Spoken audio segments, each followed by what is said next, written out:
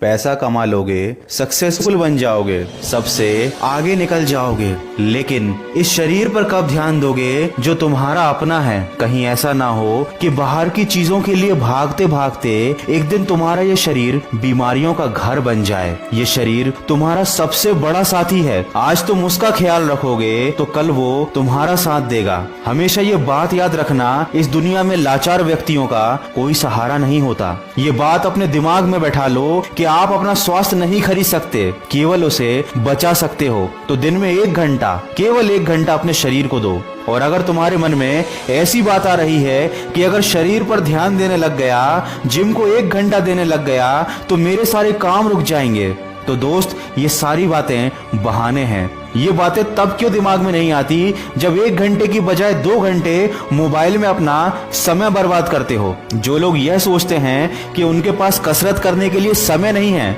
याद रखना आज नहीं तो कल बीमार पड़ने के लिए जरूर समय निकालना पड़ेगा। जब हम बच्चे होते हैं तो हमारे पास समय और ऊर्जा दोनों होती हैं, लेकिन पैसा नहीं होता।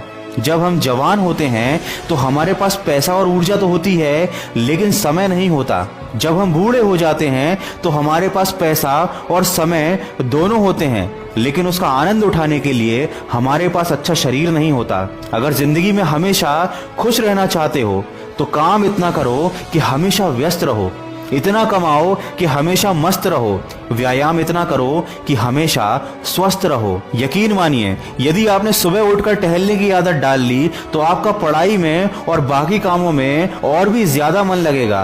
और आपकी सारी समस्याओं की सबसे बड़ी जड़ है आलस, और इस आलस्य का सबसे बड़ा दुश्मन है व्यायाम। इसलिए हमेशा 2 चीजों पर ध्यान देना। एक जो तुम खुद को दे रहे हो, जो कि है तुम्हारा भोजन।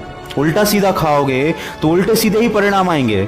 और दूसरा, शरीर पर ध्यान देना। बॉडी बनाने के लिए जिम जाने की जरूरत नहीं है। अगर तुम में लगन है तो ये काम तुम घर में भी कर सकते हो, लेकिन उसके लिए जरूरी है कि सुबह उठने की आदत डालो। शरीर को स्वस्थ बनाने के लिए सबसे पहली जरूरत है समय पर सोना और समय पर उठना। और दूसरी सबसे जरूरी बात है समय पर खाना और अच्छा भोजन खाना। कभी ध्यान देना अपने ऊपर कि दिन भर में तुम कितना स्वास्थ्यवर्धक खाना खाते हो और कितना जंक फूड खाते हो।